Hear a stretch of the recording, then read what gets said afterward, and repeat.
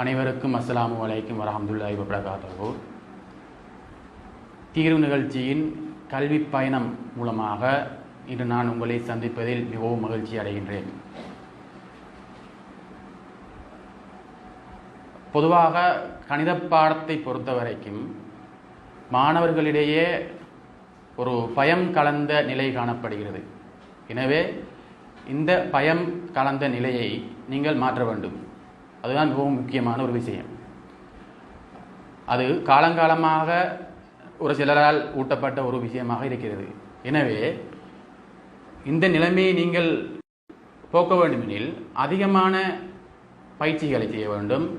குறிப்பாக இலகுவாக புள்ளிகளை பெறக்கூடிய அலகுகளை தெரிவு செய்து அதிலே நீங்கள் சிறப்பாக பயிற்சிகளை செய்யலாம். உதாரணமாக நான் இன்று படிப்பிக்க இருக்கின்ற கூட்டல் விருத்தி, அதேபோல் வரைவுகள், பை வரைவு, நிகழ்தகவு போன்ற பாடங்கள் மிகவும் இலகுவாக நீங்கள் சித்தி அடையக்கூடிய வகையில் பயிற்சிகளை மேற்கொள்ளலாம். எனவே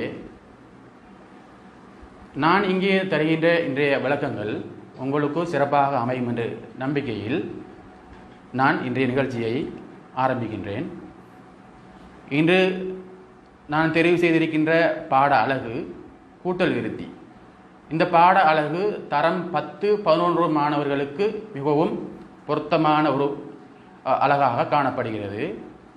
கூட்டல் விருத்தியை பொறுத்த வரைக்கும் GCOL பரீட்சையில் ஒரு முக்கியமான ஒரு பாட்டாக, ஒரு பகுதியாக, நீங்கள் தவிர்க்க முடியாத ஒரு பகுதியாக அந்த கூட்டல் விருத்தி காணப்படுகிறது. தனியே கூட்டல் விருத்தி ஒரு பாட்டாக வரும், அதோடு சேர்த்து அதுக்கு பெருக்கல் விருத்தி என்கிற ஒரு சின்ன பாட்டு வரும். எனவே இது கூட்டல் விருத்தி தான். நான் அதுக்காகத்தான் அதை தெரிவு செய்திருக்கிறேன். எனவே நாம் இப்போது இந்த பாடத்தினுள் செல்வோம். மாணவர்களே, உங்களுக்கு குறிப்புகள் எதுவும் தேவை என்றால் நீங்கள் குறிப்பெடுத்துக் கொள்ளலாம். நான் உங்களுக்கு மிகவும் அமைதியாக குறிப்புகளை தருவேன். இப்போது நாங்கள் பாடத்தை ஆரம்பிப்போம்.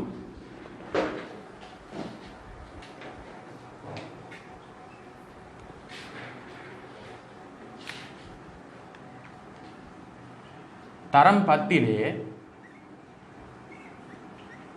24வது அலகாக காணப்படுவது கூட்டல் விருத்தி ஆகும். 24வது அலகாக காணப்படுவது கூட்டல் விருத்தி ஆகும். ரைட்.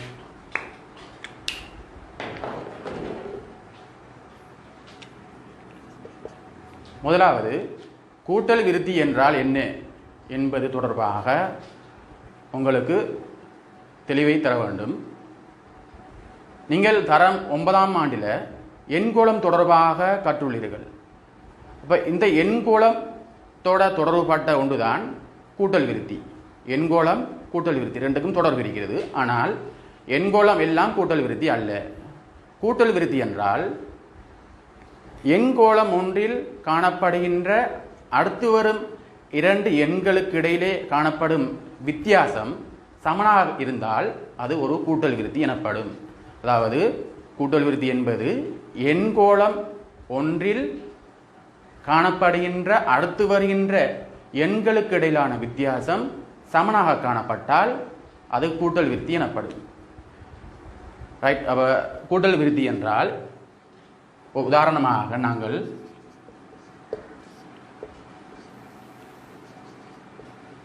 3, 7, 11, 15 இவ்வாறு ஒரு எண்கோளம் சென்று கொண்டிருக்கின்றது. இங்கே வித்தியாசம், அடுத்து வருகின்ற எண்களுடைய வித்தியாசத்தை காண்பது. உங்களுக்கு வித்தியாசம் என்றால் நீங்கள் ஏற்கனவே படிச்சிருப்பீங்க, கழித்தல் என்று. வித்தியாசம் என்றால் கழித்தல். ஆகவே இதில் அடுத்து வரும் எண்களுக்கு இடையிலான வித்தியாசம் என்பது 2வது எண்ணிலிருந்து 1வது எண்ணை கழிக்கணும், அல்லது 3வது எண்ணிலிருந்து 2வது எண்ணை கழிக்கணும். அதுதான் வித்தியாசம். இப்போ 2வது எண் 7, 1வது எண் 3, கழிச்சா 4. 3வது எண் 11, 2வது எண் 7, கழிச்சா 4. 4வது எண் 15, மூணாவது எண் 11 கழிச்சா 4. இப்போ நீங்கள் அவதானிக்கும் போது வித்தியாசம் சமனாக காணப்படுகிறது. இவ்வாறு சமனாக வித்தியாசம் காணப்பட்டால் அந்த எண்கோளம் கூட்டல் விருத்தி எனப்படும். வித்தியாசம் சமனாக காணப்பட்டால் அந்த எண்கோளம் கூட்டல் விருத்தி எனப்படும். அப்போ இந்த உதாரணத்தில் உங்களுக்கு இலகுவாக கூட்டல் விருத்தி என்றால் என்ன என்று விளங்கியிருக்கும். ரைட்.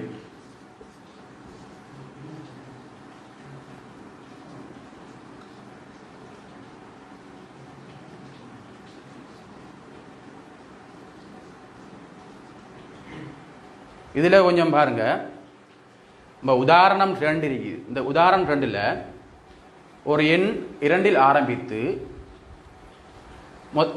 அடுத்த நம்பர் 4. அப்போ 2ஓட நீங்கள் 2 கூட்டக்குள்ள 4 வரும். வித்தியாசம் இங்கே 2 இருக்குது. 4 அடுத்த நம்பர் 4ஓட 3 கூட்டக்குள்ள 7. அப்போ வித்தியாசம் 3. இங்கே வித்தியாசம் 4. இப்போ வித்தியாசம் இங்கே சமனாக காணப்படவில்லை. எனவே இது ஒரு கூட்டல் விருத்தி அல்ல. இப்போ கூட்டல் விருத்தி என்றால் அடுத்து வரும் எண்களுக்கு இடையிலான வித்தியாசம் சமனாக காணப்பட வேண்டும். அதுதான் கூட்டல் விருத்தி. ரைட். இப்போ கூட்டல் விருத்தி தொடர்பாக உங்களுக்கு தெளிவு கிடைத்திருக்கும் என்று நம்புகிறேன். அடுத்ததாக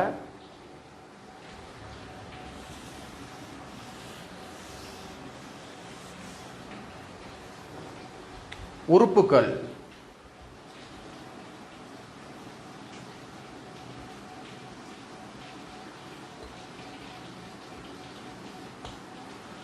உறுப்புக்கள் ஒரு கூட்டல் விருத்தியில் வருகின்ற சகல எண்களும் உறுப்புகள் எனப்படும். ஒரு கூட்டல் விருத்தியில் வருகின்ற சகல எண்களும் உறுப்புகள் எனப்படும். இப்போ 5, 5ஓட 3 கூட்டினா 8, 8 3 11, 14, 17. அப்போ இங்கே வருகின்ற ஒவ்வொரு எண்ணும் உறுப்புகள் எனப்படும். இப்போ இதில் முதலாம் உறுப்பு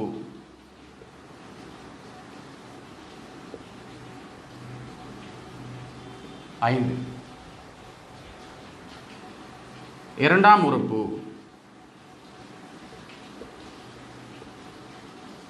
8, மூணாம் உறுப்பு 11. இப்போ உறுப்புகளை நீங்கள் ஆங்கில எழுத்தில் முதலாம் உறுப்பை T1 என்று போடலாம், இரண்டாம் உறுப்பை T2, மூணாம் உறுப்பை T3 என்று போடலாம். அப்படியே போகுது. ரைட். இப்போ T1ங்கிறதுக்கு முதலாம் உறுப்புக்கு விசேடமாக ஒரு எழுத்து காணப்படுது. அதாவது முதலாம் உறுப்புக்கு மாத்திரம் ஏ என்ற ஒரு எழுத்து குறிக்கப்படும், ஸ்மால் ஏ. இப்போ முதலாம் உறுப்பு ஸ்மால் ஏ என்ற ஒரு எழுத்தால் குறிக்கப்படும். ரைட். அப்போ இதுதான் உங்களுக்கு உறுப்புகள் தொடர்பான முக்கியமான விஷயங்கள். உறுப்புகள் என்றால் ஒரு கூட்டல் விருத்தியில் காணப்படுகின்ற சகல எண்களும் உறுப்புகள் ஆகும். முதலாம் உறுப்பு என்றால் முதலில் வருகின்ற நம்பர், ரெண்டாம் உறுப்புனா ரெண்டாவது எண், மூணாம் உறுப்புனா மூணாவது எண். அதுலேயும் முதல் வார அந்த எண்ணை சொல்கிற T1 போடலாம், அல்லது முதல் வார எண்ணை நீங்கள் T1 போடலாம் அல்லது ஏ என்றும் போடலாம். அதை இப்போ உங்களுக்கு எக்ஸாம்பிள் முதல் உறுப்பு என்று கேட்டால் நீங்கள் ஏ என்று பாவிக்கலாம். ரைட். இதுதான் உங்களுக்கு அந்த உறுப்புகள் தொடர்பான ஒரு சிறிய விஷயம்.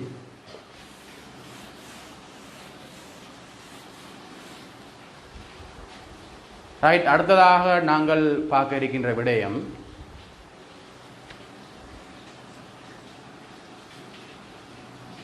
பொது வித்தியாசம்.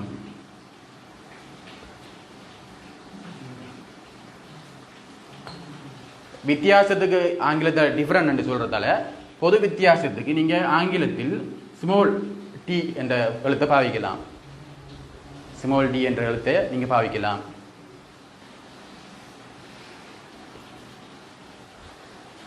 பொது வித்தியாசம் என்றால் ஒரு கூட்டல் விருத்தியில் அடுத்து வருகின்ற எண்களுக்கு இடையில காணப்படுகின்ற அந்த வேறுபாடு இருக்குதானே, அதுதான் பொது வித்தியாசம்.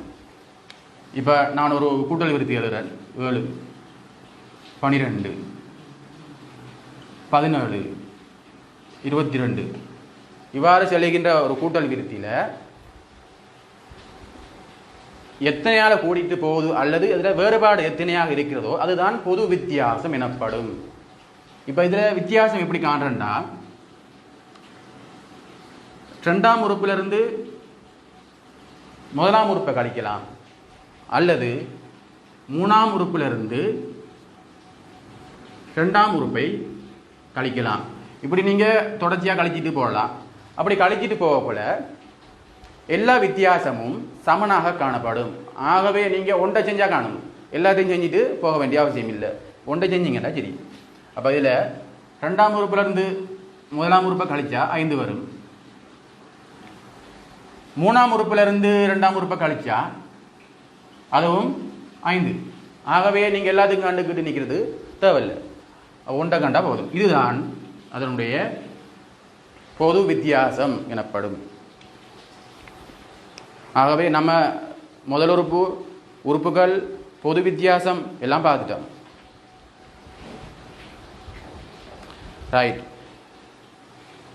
இப்போ இது தொடர்பாக உங்களுக்கு சந்தேகங்கள் இருந்தால் நீங்கள் பயிற்சிகளை செய்து பார்த்து கொள்ளலாம். உங்களோட நோட்ஸ்களையும் நீங்கள் ரிஃபர் பண்ணி பார்க்கலாம்.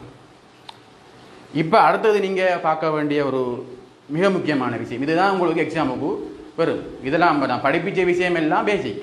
இதை வச்சு தான் உங்களுக்கு எக்ஸாமுக்கு போட போகிறான். அடுத்து நம்ம படிப்பிக்க போகிறத வச்சு தான் உங்களுக்கு எக்ஸாமுக்கு வரப்போகுது. அதுதான் பொது உறுப்பு என்று சொல்கிறது. அதாவது T1 T2 T3 என்று போகக்குள்ள கடைசியாக TN என்று கொண்டு வரும். அதுதான் பொது உறுப்பு.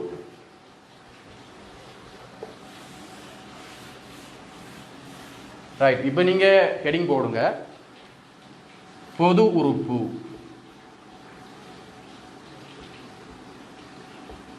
இது சொல்கிறேன் இங்கிலீஷால் TN, எண்ணாம் உறுப்பு அல்லது பொது உறுப்பு, 2-3 தான். எண்ணாம் உறுப்பு. அப்போ சில நேரம் எண்ணாம் உறுப்பு தான் படித்து பொது உறுப்பு படிக்கலன்னு சொல்லக்கூடாது. ரெண்டும் ஒரே விஷயம் தான். எண்ணாம் உறுப்பு பொது உறுப்பு 2 ஒன்று தான்.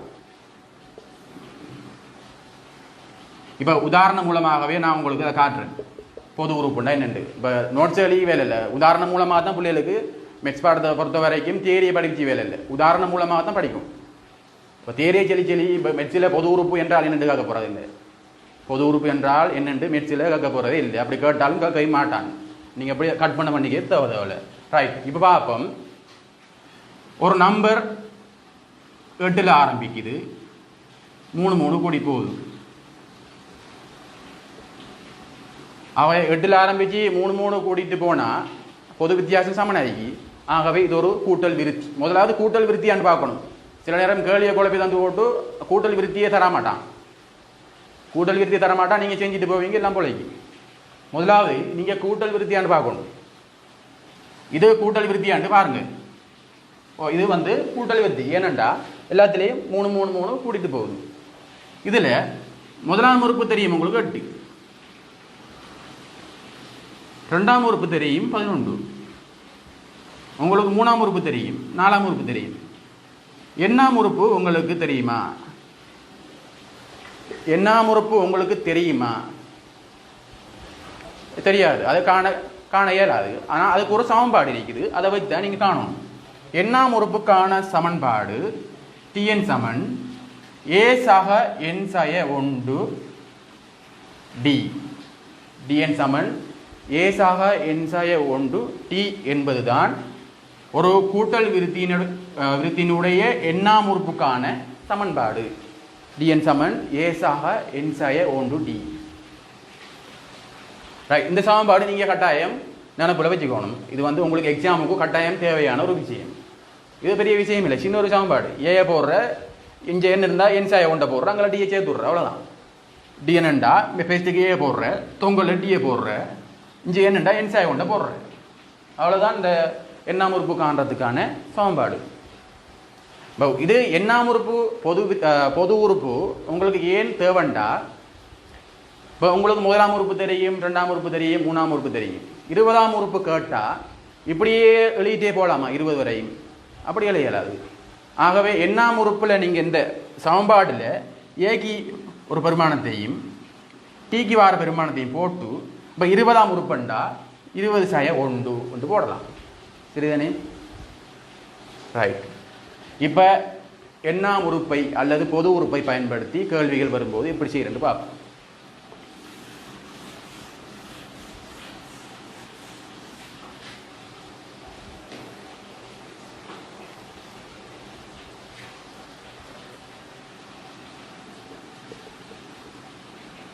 ஐந்து 9 13 என்ற ஒரு கூட்டல் விருத்தி இருக்கிறது. 5 9 13. இதில் 20ஆம் உறுப்பு கேட்கப்படுது. 20ஆம் உறுப்பு என்ன? 5 9 13 என்று போகிற அந்த கூட்டல் விருத்தியில் 20ஆம் உறுப்பு என்னென்று கேட்கப்போல நீங்கள் எதை பாவிக்கணும் என்றால், பொது உறுப்புக்கான சமன்பாடு உங்களுக்கு ஏற்கனவே நான் எழுதியிருக்கேன். அந்த சமன்பாடு நீங்கள் பாவிச்சிங்கண்டா அதற்கான விடையை நீங்கள் எடுக்கலாம். dn சமன் a சாக n சாய 1 d. இதை வச்சு தான் இதுக்கு நீங்கள் விடை எடுக்கணும். இப்போ உங்களுக்கு தேவை 20. அப்போ எண்ணுக்கு நீங்கள் எதை போடணும்? 20 போடணும். அப்போ t20, அதாவது 20ஆம் உறுப்பு. ஏங்கிறது நீங்கள் ஏற்கனவே படித்தது. ஏங்கிறது முதல் உறுப்பு. இதில் முதல் உறுப்பு எத்தனை?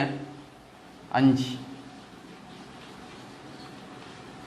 இங்கே 20ஆம் உறுப்பு என்றால் 20லேருந்து 1 கழிக்கணும். 20ல் 1 கழிச்சா 19 தர டி காண தெரிந்தானே உங்களுக்கு. பொது வித்தியாசம் எத்தனை கூடி போகுது, அதுதான் பொது வித்தியாசம்.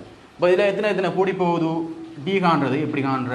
2ஆம் உறுப்பிலிருந்து முதலாம் உறுப்பை கழித்தால் டி வரும். 9லேருந்து 5 கழிச்சா 4.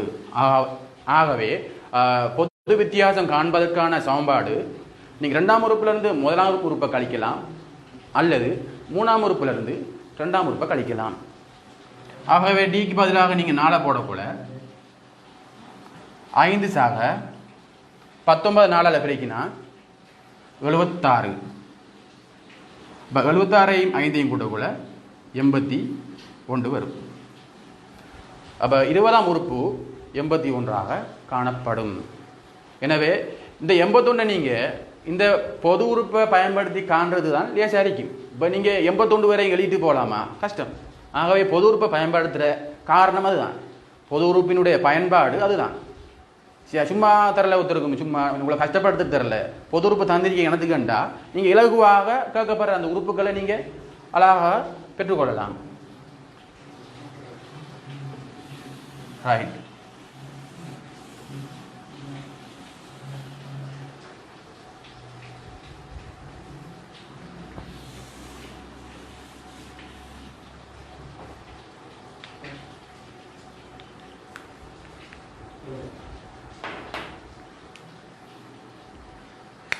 ரைட். இப்போ இப்படியான கேள்விகளும் வரும் சில நேரங்களில். அதாவது எண்ணாம் உறுப்பட பெருமானத்தை தந்து போட்டு, எண்ணாம் உறுப்பட பெருமானத்தை தந்து போட்டு அது எத்தனையாம் உறுப்பு என்று கேட்பாங்க. அப்போ அப்படி கேள்விகள் சில நேரம் உங்களுக்கு குழப்பம். அப்போ இந்த கேள்வியை கொஞ்சம் பாருங்கள்.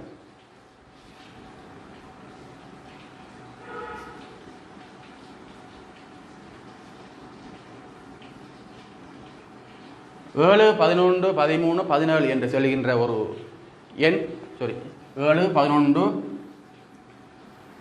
19 என்று சொல்லுகின்ற ஒரு கூட்டல் விருத்தியில்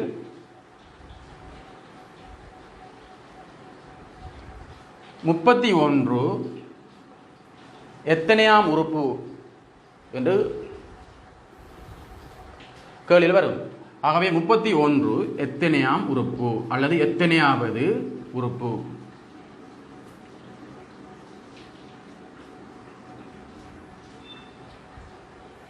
ரைட். இதுக்கு நாங்கள் எப்படி செய்கிறோம்டா, உங்களுக்கு 31 எத்தனையாம் உறுப்பு நாங்கள் கேட்டிக்கி 31ஆம் உறுப்பு கேட்கல. இப்போ நல்லா விளங்கணும். 31ஆம் உறுப்பு வேற, 31 எத்தனையாம் உறுப்புங்கிறது வேற, ரெண்டு வித்தியாசம்.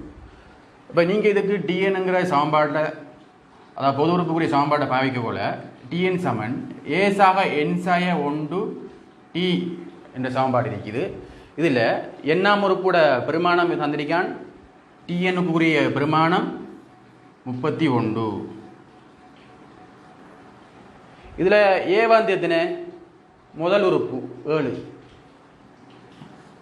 சக என் சாய 1. நீங்கள் என்னத்தான் காணணும். அப்போ எண்ணுக்கு பெருமானம் போட முடியாது. என்னத்தான் கண்டுபிடிக்க போறீங்க. டி வந்து எத்தனையால கூட்டிட்டு போகுது அதுதான் டி. அப்போ 7 4 கூட்டினா 11. ஆகவே டி வந்து 4. இப்போ இதை சுருக்கி எடுப்போம். 31 சமன் 7 சக 4 n சய 4. ரைட், இதை சுருக்கி எடுத்தா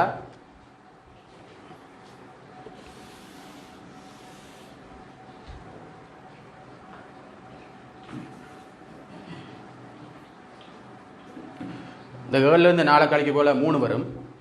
3 சாக 4 n. ஆகவே 31லேருந்து அந்த 3 கழிக்க போல 4 n என்று வரும். 28 சமன் 4 n. இப்போ n சமன் 28 4 கழிச்சா 7வது உறுப்பு தான் இந்த 31 காணப்படுது. ரைட், இதுதான் இப்படியான கேள்விகள் உங்களுக்கு கூட்டல் விருத்தி தொடர்பாக பொது உறுப்பு சம்பந்தப்படுத்தி வருகின்ற கேள்விகளாகும்.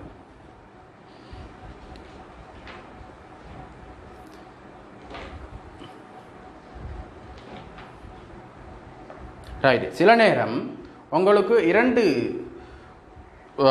உறுப்புகள பெருமானம் தரப்பட்டு 2 உறுப்புகளின் பெருமானம் தரப்பட்டு அதில் முதல் உறுப்பையும் பொது வித்தியாசத்தையும் கேட்கப்படும்.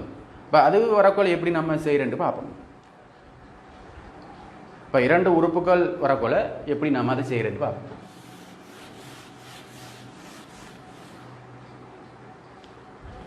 இதில் ஒரு கேள்வி இருக்குது.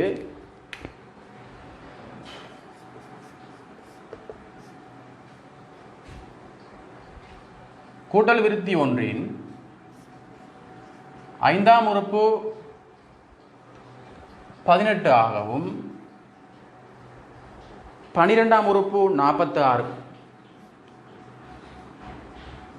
எனின், அப்போ 5ஆம் உறுப்பிட பெருமானம் 18, 12ஆம் உறுப்பிட பெருமானம் 46 எனின் இதில் பொது வித்தியாசம் என்ன, முதலாம் உறுப்பு என்ன என்று கேட்டிருக்கிறார். இதில் பொது வித்தியாசம் டி என்ன, ரெண்டாவது ஏ என்பது என்ன, ஏட பெருமானம் என்ன, மூணாவது 10ஆம் உறுப்பிட பெருமதி என்ன. இவ்வாறான கேள்விக்கு நீங்கள் டெஸ்ட்டுக்கு உங்களுக்கு ஏற்கனவே தெரிஞ்ச அந்த பொது உறுப்புக்குரிய சமன்பாடை பயன்படுத்தித்தான் நீங்கள் காண வேண்டும். பொது உறுப்புக்குரிய சமன்பாடை வச்சு நீங்கள் ஒருங்கமை சமன்பாடுகள் அமைப்பதன் மூலமாகத்தான் இதை தீர்க்க முடியும். ரைட், ஒருங்கமை சமன்பாடு நீங்கள் ஏற்கனவே படிச்சிருப்பீங்க, 9ஆம் ஆண்டில் படிச்சிருப்பீங்க. அதை வச்சு தான் நம்ம இந்த கேள்விகளை செய்ய வேண்டும். இப்போ 5ஆம் உறுப்பு என்றால் நம்ம ஏற்கனவே படிச்சிருக்கோம் பாருங்கள். டிஎன் என்றால் ஏ சக என் சாய 1 டி. அதாவது என்னண்டா என் சாய 1 போடணும்.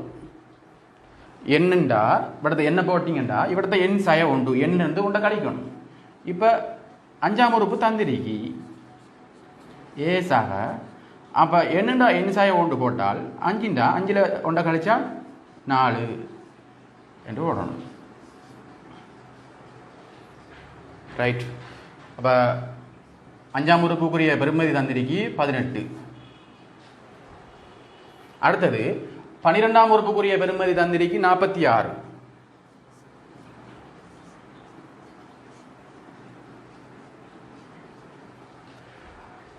நாற்பத்தாறு 12ஆம் உறுப்பு. அப்போ இங்கே என்னண்டா என் சாய 1, 5ண்டா 4, 12ண்டா எத்தனை போடணும், 11 டி. இது 2ஆம் சமன்பாடு.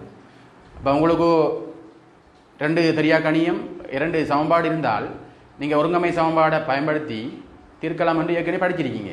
இப்போ 2 தெரியாக்கணியம் 2 சமன்பாடு தான் இருக்கீங்க. ஆகவே இதை நீங்கள் அழகாக தீர்த்து ஏஐயும் டியையும் கண்டுபிடிக்கலாம்.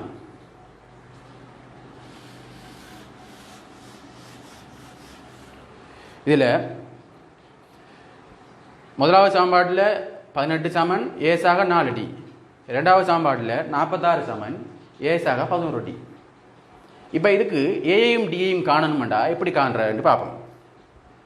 நம்ம ஏற்கனவே படிச்சிருக்கோம், உங்களுக்கு தெரியுமோ தெரியாது, ஒருங்கமை சமன்பாட்டில் ஏற்கனவே இருக்குது இதில் ஏ இருக்குது, இதில் டி, ஏடி. இதில் ஏட குணகம் என்ன? இங்கே ஏயின் குணகம் உண்டு. குணகம் என்றால் அதுக்கு முன்னுக்கு வர நம்பர். இங்கே ஏட குணகம் உண்டு. இதில் டீட குணகம் 4, இதில் இந்த டீட குணகம் 11. அப்போ இது வித்தியாசமாக இருக்கிறது. இது ரெண்டும் குணகங்கள் சமனாக இருந்தால், ரெண்டுக்கும் நேர் ஒரே குறி இருந்தால் நீங்கள் என்ன செய்ய வேணும்? கழிக்க வேண்டும். அதாவது ரெண்டுக்கும் ஒரே குணகம், ரெண்டும் ஒரே குறி என்றால் நீங்கள் ஒரு சமன்பாடுலேருந்து இன்னொரு சமன்பாடை கழிக்கணும். ஆகவே நாம் ரெண்டாவது சமன்பாடுலேருந்து முதலாவது சமன்பாடை கழிப்பேன். ஏன் நான் ரெண்டாவதுலேருந்து முதலாவது கழிக்கேன்? ஏனென்றால் ரெண்டாம் சமன்பாடில் தான் பெரிய நம்பர் இருக்கு, முதலாம் சமன்பாடில் சின்ன நம்பர். ஆகவே பெருசிலிருந்து சின்ன கழிக்கக்கூட பெருமதி உங்களுக்கு நேர் எண்ணாக வரும். ஆகவே அது இலகுவாக இருக்குது.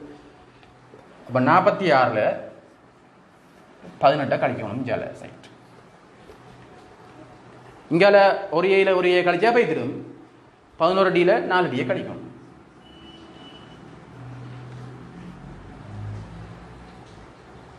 ரைட். 46ல் 18 போகக்குள்ள 28 வரும். 11 டியில் 4 டியை கழிச்சா 7 டி வரும். அப்போ 7 டி சமன் 28. இப்போ டியை காணணும்டா 28 எவ்வளோ கழிச்சா 4. அப்போ டிட பெறுமதி சரி. பொது வித்தியாசம் கண்டாச்சு. ரைட். பொது வித்தியாசம் நம்ம கண்டுட்டோம். அடுத்தது நம்ம காண வேண்டியது முதல் உறுப்பு காண வேண்டும். அப்போ நம்ம பெஸ்ட்டுக்கு ஒன்றை கண்டுட்டோம். கண்டதுக்கு பிறகு அந்த கண்ட பெறுமதியை நீங்கள் முதலாம் சமன்பாடில் போடலாம், அல்லது இரண்டாம் சமன்பாடில் போட்டு காணாத அந்த ஏயினுடைய பெறுமதியை கண்டுபிடிக்கலாம். இப்போ முதலாம் சமன்பாடில் நம்ம டி சமன் 4 என்கிற அந்த பெறுமதியை போடுவோம். முதலாம் சமன்பாடில் இடல் போட்டிங்கண்டா 18 சமன் ஏசாக 4 டி. டிக்கு இங்கே ஏற்கனவே கண்ட பெறுமதியை போடணும். ஆகவே 18 சமன் ஏசாக 4 16. அப்போ ஏட பெறுமதி 18ல் 16 கழிச்சா 2. அப்போ ஏட பெறுமதி வந்துட்டு பொது வித்தியாசமும் வந்துட்டு. இப்போ மூணாவது கேள்வி அதில் கேட்கப்பட்டிருக்கு. இது 10வது உறுப்பு என்ன? 10வது உறுப்பு என்னென்று கட்டிருக்குது. ரைட். உங்களுக்கு 10ஆம் உறுப்பு காணக்கூடிய அந்த சமன்பாடு என்ன என்றால், ஏற்கனவே நான் சொல்லியிருக்கேன். 5ஆம் உறுப்புண்டால் 4 டி போட்டோம், 12ஆம் உறுப்புண்டால் 11 டி போட்டோம். 10ஆம் உறுப்புண்டா நீங்கள் 10ல் 1 கழிச்சா 9 டி. இதை போட்டு செய்யலாம் நேரடியாக. என்சாய ஒன்று என்சாய ஒன்று ஒரே போட்டுக்கிறீங்க தேவையில்ல. சரியானே? சில ஆக்கள் அப்படி தான் படிப்பு செய்ப்பா, என்சாய ஒன்று போடுங்கண்டு அப்படி செய்ய தேவையில்ல. கணித பாடத்தை பொறுத்த வரைக்கும் விட தான் முக்கியம். அதாவது செய்முறை எப்படி வந்தாலும் பிரச்சனை இல்லை, விட வேணும் கட்டாயம். ஒரு விடைக்கு நிறைய செய்முறைகள் காணப்படும். ஆகவே அதை போலன்னு சொல்கிறல. ஒரு சில ஆட்கள் வந்து அவட செய்முறைப்படி தான் செய்யணும்னு நிற்பாங்க. அதெல்லாம் பச்சை போய் அதான் அப்படிலாம் செல்ல முடியாது. எனவே ஒரு கணித பாடத்தில் ஒரு விடை வருது, அதுக்கு நிறைய வழிகளில் விடை வரலாம். பட் 10ஆம் உறுப்பு நாம் பார்க்க போல இதுக்கு ஏக்கு நீங்கள் 2 போடணும். ஏக்கு நீங்கள் ஏற்கனவே கண்டுட்டீங்க, 2 போடணும். 9 தர டிக்கு 4 போடுங்க. 2 சாக 9 4 36. உங்களுக்கு விட வந்து 38 வரும்.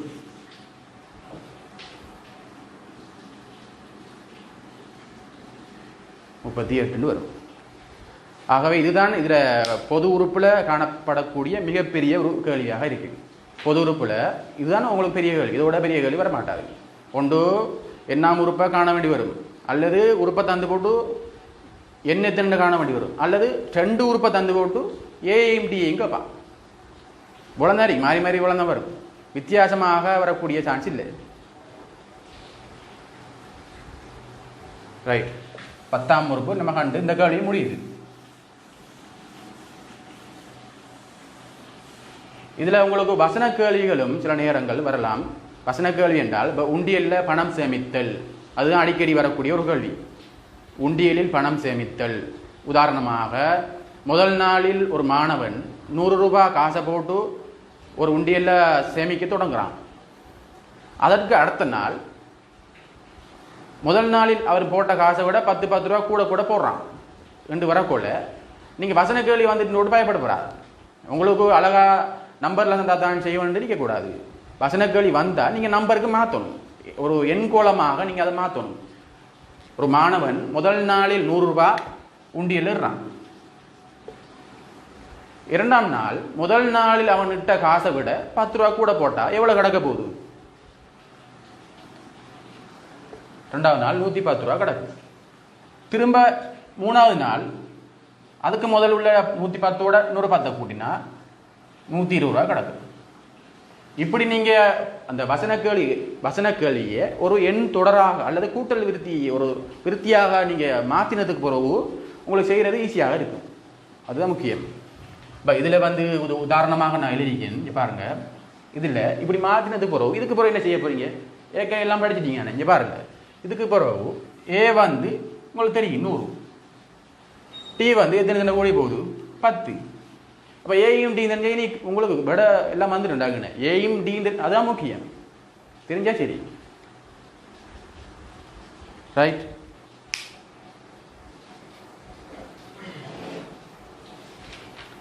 இதுதான் உங்களுக்கு அந்த பொது உறுப்பு தொடர்பான பிரசினங்களை தீர்த்தல்ங்கிற ஒரு பாட்டில் வரக்கூடிய விஷயங்கள். ஒன்று உண்டியல்ல பணம் சேமித்தல்ங்கிற ஒரு விஷயம் இருக்குது. இன்னொன்று இந்த ஓட்டப்போட்டியில் ஓடுறதுக்கு தயாராகிற ஒருவர் அந்த பயிற்சி நடவடிக்கையை வச்சுன்னு கேட்பான். இப்போ ஒருவர் ஒரு ஓட்டப்போட்டிக்கு ரெடி ஆகிறார். இப்போ அவர் முதல் நாள் ஒரு 50 மீட்டர் ஓடுறாரு. ரெண்டாவது நாள் அதை விட 5 மீட்டர் கூடையாக ஓடுறார். அப்போ 55 மீட்டர். மூணாவது நாள் இன்னொரு 5 மீட்டர் கூட ஓடுறார், 60 மீட்டர். இப்போ இப்படி வரக்கூடிய அந்த வசன கேள்விகளை நீங்கள் நம்பருக்கு ஒரு கூட்டல் விருத்தியாக அல்லது எண் தொடராக எழுதினீங்கன்னா உங்களுக்கு செய்கிறது இலகுவாக இருக்கு. ரைட். ஆகவே வசன கேள்விகளும் வரும், சாதாரண கேள்விகளும் வரும். ஆகவே பொது உறுப்பு தொடர்பாக உங்களுக்கு நீங்கள் தெளிவுகளை பெற்றுக்கொள்ள வேண்டும்.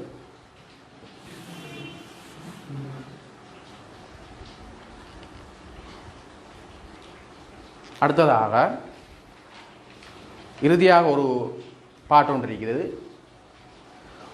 உறுப்புகளின் கூட்டுத்தொகை. இப்போ கூட்டல் விருத்தில நிறைய உறுப்புகள் வரும். அந்த உறுப்புகளின் கூட்டுத்தொகை காண்றதுக்கு இங்க என்ன செய்ய வேண்டும்? உறுப்புகளின் கூட்டுத்தொகை. இப்போ உறுப்புகளை கூட்டுத்தொகை காணணும் என்றால் உங்களுக்கு உதாரணம் மூலமாகவே நான் அதை விளங்கப்படுத்துவேன். ஏனென்றால் தியரியை அல்லது நோட்ஸை வச்சு சொல்றது உங்களுக்கு விளங்க மாட்டாது. உதாரணத்தை பார்த்தது தான் உங்களுக்கு விஷயம் விளங்கும். இப்போ 8ல் ஆரம்பித்து 7 கூட்டிட்டு போகுது. 8 மேலும் 15, 15 மேலும் 22, 29. இப்படி ஒரு கூட்டல் விருத்தி இருக்கு. இதுல உறுப்புகள் கூட்டுத்தொகைக்குரிய சமன்பாடு என்கிற அந்த SN சமன் எண்ணிங்கள் 2 ஏசாக என் சாய 1D என்கிற அந்த சமன்பாடை பயன்படுத்தி தான் நீங்கள் அதை சால்வ் பண்ணணும், தீர்க்கணும். இந்த எஸ் என்றால் இப்போ கூட்டுத்தொகைக்கு இங்கிலீஷால் சம்ன்னு சொல்கிறது. அதுக்காக தான் அந்த எஸ் வந்தது. சம் ஆஃப் என், அதாவது எண் உறுப்புகளின் கூட்டுத்தொகை வந்தீங்க. ரைட். இப்போ S1 என்றால் ஒரு உறுப்பு. அப்போ ஒரு உறுப்பிட கூட்டுத்தொகை 8 தான். S2 என்றால் முதலாம் உறுப்பையும் இரண்டாம் உறுப்பையும் கூட்ட வேண்டும். 8ம் இரண்டாம் உறுப்பு 15, 23. ஆகவே இப்படி நீங்க இந்த வேயில செய்ய முடியாது எல்லா கேள்விக்கும். உதாரணமாக S20 உறுப்புகளின் கூட்டுத்தொகைண்டா 20 உறுப்பை எழுதி கூட்டுறதை விட இந்த சமன்பாட்டில் போட்டீங்கன்னா இலகுவாக இருக்கும். ஆகவே நீங்க எழுதி கூட்டுறதில்ல, இந்த சமன்பாட்டில் போட்டு தான் நீங்க என்ன செய்யணும், அந்த கேள்விகளை நீங்க தீர்க்கணும். ரைட். இப்போ S20 என்று சொல்ல போல S20 என்றால் நீங்க சிலாக்கள் அந்த சமன்பாடு பாடம் இல்லாத ஆக்கள் அளவு இப்படி, அதாவது 8 சாக 15 சாக 22 20 உறுப்பு வரையும் வெளியே போட்டு கூட்டி விடையே போடுவா. ஆனால் அதுவும் சரிதான், எனதுக்கு தேவையில்லாத வேலை, நமக்கு ஏற்கனவே டைம் காணா. இப்போ இதில் நீங்கள் இதையும் நின்னீங்கண்டா ஒரு அந்த மத்தக்களி செய்கிறது டைம் தான் போகும். ஆகவே நீங்கள் என்ன செய்யணும் என்றால், இந்த சமன்பாடு பெரிய கஷ்டமான சமன்பாடும் இல்லை. இப்போ டிஎனுக்குரிய சமன்பாடு மாதிரி தான் இதில். அதில் எண் இருக்கி, இதுலேயும் எண் இருக்கி. டிஎனுக்கு அந்த பொது உறுப்பில் என்சாயம் ஒன்று இருக்கி, இதுலேயுமே என்சாயம் ஒன்று இருக்குது. அதுலேயுமே இருக்குது, இதுலேயுமே இருக்குது. எக்ஸ்ட்ராவா இங்கே ஒரு 2, இங்கே ஒரு 2, அவ்வளோதான் வித்தியாசம். இந்த எண்ணுமே இருக்குது. இப்போ 20 உறுப்புகள்ரா கூடுதல் காண்டென்றால் நீங்கள் என்ன செய்யணும்? 20 உறுப்புகளின் கூட்டுத்தொகை காண்பதற்கு நீங்கள் S20 என்ற அந்த சமன்பாடு SN-ஐ பயன்படுத்தி நீங்கள் S20 நீங்கள் அழகாக கண்டுபிடிக்கலாம். அதாவது எண்ணுக்கு பதிலாக நீங்கள் 20 போட வேண்டும். போட்டால் இங்கே 20 கீழ் 2 தர ஏக்கு பதிலாக நீங்கள் 8 போடலாம். 20ஆம் உறுப்பென்றால் இங்கே 20 என்றா 20ல் ஒன்றை கழிக்கிறது 19. 20 சாய உண்டு 19 டி. அது எத்தனை கூடி போகுது? பொது வித்தியாசம் டி எத்தனை? 7 கூடி போகுது. பதிலாக போடுங்க. இப்போ 20 2 பிரிச்சா 10. உள்ளுக்கு ப்ராக்கெட்டை நீங்கள் செஞ்சீங்கண்டா 8 16 17 9 63 133 வரும். 19 ஏழால் பிறகு போல 133 வரும். ரைட். இப்போ 133 16 149, அதோட 10 நீங்கள் பெருக்கினீங்கண்டா 1490. ஆகவே 20 உறுப்புகளின் கூட்டுத்தொகை 1490 காணப்படும். இதுதான் கூட்டல் விருத்தினுடைய கூட்டுத்தொகை காண்பதற்கான ஒரு சமன்பாடு. சமன்பாடை வச்சு நம்ம அழகாக செஞ்சு கொண்டு இருக்கோம். இப்போ இந்த கேள்வி வந்து உங்களுக்கு வசன கேள்வி ஏற்கனவே சொன்ன மாதிரி வசன கேள்வியாகவும் வரும். கூட்டுத்தொகை காண்பதற்கு வசன கேள்வியாகவும் வரலாம். இன்னும் ஒரு சமன்பாடு இருக்கிறது கூட்டுத்தொகை காண்றதுக்கு.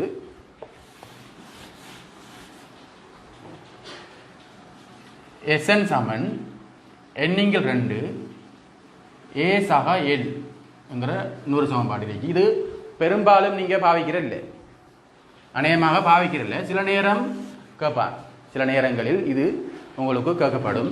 இந்த L என்றால் கடைசி உறுப்பு. L என்பது ஒரு கூட்டல் விருத்தியில் கடைசி உறுப்பு தான் L. அப்போ கூட்டல் விருத்தியில் கடைசி உறுப்பு L தரப்படும் போது நீங்கள் இந்த கூட்டுத்தொகைக்கான சமன்பாடை அழகாக பாவித்து செய்யலாம். கடைசி உறுப்பு அநேகமான கேள்விகளில் கடைசி உறுப்பு தரமாட்டான். நீங்கள் அந்த ஏஐயும் டிஐயும் வச்சு தான் அந்த ஏற்கனவே நான் சொன்ன சமன்பாடை வச்சு தான் செய்யணும் அநேகமான கேள்விகளில். இது ஒரு சில நேரம் எடுத்துருவான். அந்த கேள்வியை எடுத்தாண்டா நீங்கள் இதையும் கொஞ்சம் பாடமாக்கி வச்சுக்கொள்ளணும். இல்லைண்டா கடைசி உறுப்பை கொண்டாந்து போட்டிங்கன்னா சரி, அவ்வளோதான் விஷயம். ரைட். இப்போ இதுதான் உங்களுக்கு அந்த கூட்டல் விருத்தியில் காணப்படுகின்ற முக்கியமான விஷயங்களாக காணப்படுகிறது. எனவே இன்றைய நிகழ்ச்சி உங்களுக்கு திருப்திகரமாக அமைந்திருக்கும் என்ற நம்பிக்கையோடும்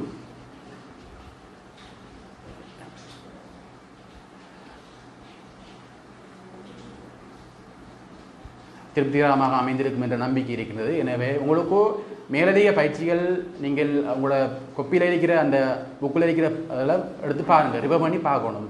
இப்போ சும்மா இருந்துட்டு நம்ம படிக்கிறது கஷ்டம். எல்லோரும் கஷ்டப்பட்டு தான் படிச்சிருக்கோம். நாங்கள் வந்து இப்போ சும்மா நாங்கள் அந்த நிலைமைக்கு வந்தது கஷ்டப்பட்டு தான் படித்தோம். நாங்கள் சும்மா நிலத்தில் குந்தி இருந்து சும்மா இருக்கிறல, நிலத்தில் மண்ணுக்குள்ளே எழுதி இருப்போம். வேறு அந்த வீட்டை இருக்கிற கொப்பியை போட்டு எல்லாரும் கொப்பியை போட்டு பழுதாக்கிருக்கோம். எழுதி பழுதாக்கிருக்கோம். எவ்வளோ கஷ்டப்பட்டு தான் நாங்கள் முன்னேறிக்கோம். அப்போ நீங்கள் சும்மா இருந்துட்டு வீட்டை சோபாவில் இருந்துட்டு கட்டில் இருந்துட்டு அழகாக பார்த்து கொண்டு இருப்பீங்க. அப்படி இது நாங்கள் படிக்கல. உங்களுக்கு இலகுவாக உங்களை காலடியில் இந்த தீர்வு தொலைக்காட்சி அழகாக கொண்டு வந்து தான் தெரியுது. இப்படியான சமூக சேவைகளை நீங்கள் தள்ளி விடாமல் அழகாக இதை நீங்கள் பார்த்து ஒவ்வொரு நாளும் தினமும் 4 மணிக்கு இது நடக்குது நிகழ்ச்சி. நீங்கள் அழகாக இதை கண்டு கழித்து அழகாக உங்களுக்கு தேவையான குறிப்புகளை எடுத்துக்கொள்ளலாம். உங்களுக்கு வேண்டிய டவுட்டுகள் இருந்தாலும் நீங்கள் தனிப்பட்ட முறையில் தீர்வுக்கு அனுப்பினாலும் நான் அதை வேணுமெண்டா உங்களுக்கு வழங்கப்படுத்துவேன். ரைட், இத்துடன் என்னுடைய நிகழ்ச்சியை முடிவடைகிறது. அஸ்ஸலாமு அலைக்கும் வரஹ்மத்துல்லாஹி வபரகாத்துஹு.